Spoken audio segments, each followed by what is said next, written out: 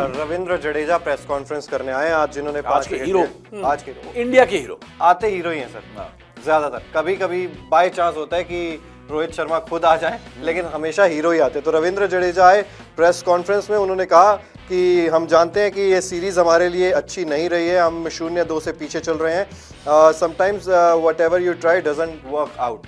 जब आप, कई बार ऐसा होता है कि आप जो भी कर रहे होते हो वो काम नहीं करता है।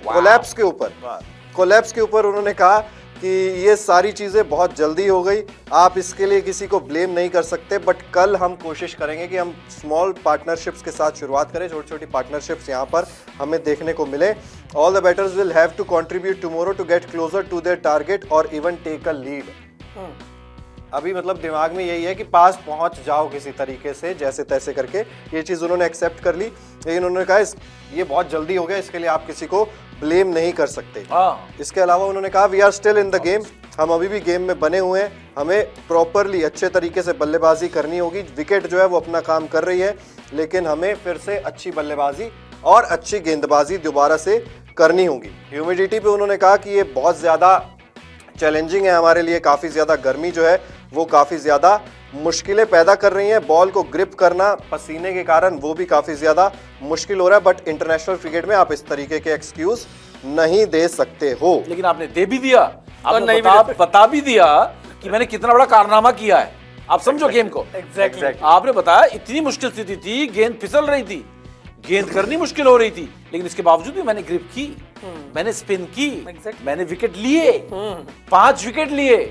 सोच लो मैं कितना बड़ा बॉलर हूँ, हल्का मत लेना। लेकिन ऐसे में अंतरराष्ट्रीय प्लेयर जो है ऐसी चीजों पे शिकायत ना बोल के भी सब कुछ बोल, शिकायत नहीं कर सकते भाई, ये सब चीजें तो होती हैं।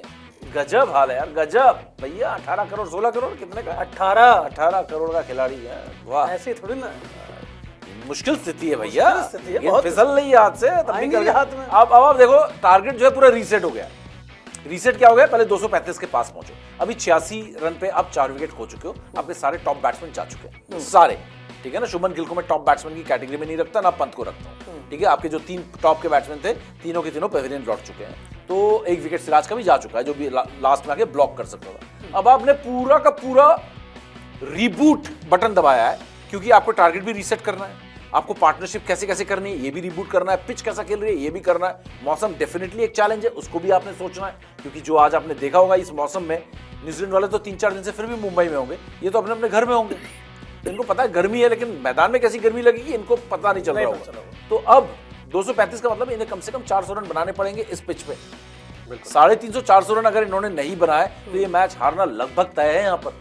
क्योंकि आप अगर यहाँ पे 200 रनों की लीड नहीं लेते हैं और वो आप जाते हैं 240-250 रन करते हैं, फिर आकर अगर इन्होंने 230-240 रन बना दिए, चौथी पारी में आपसे नहीं बन रहे 250 रन। यहाँ पर बहुत इस पिच में 250 रन नहीं बनेंगे। इस पिच में आपको कहीं ना कहीं इनको 150 रन, आपके पास जितना भी बैटिंग करने का जो चांस था, एक बेटर पिच थी, वो आज है और कल है।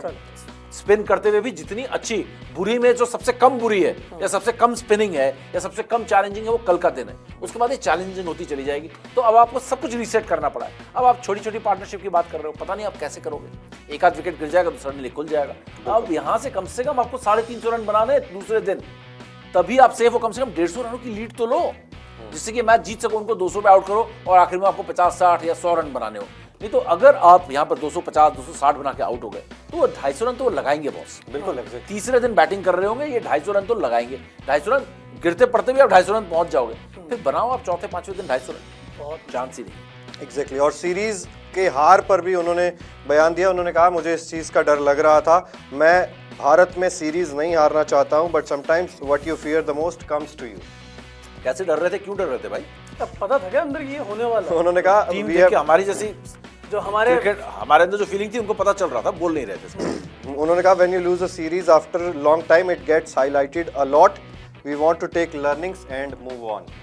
और तो कुछ बोल भी नहीं सकते।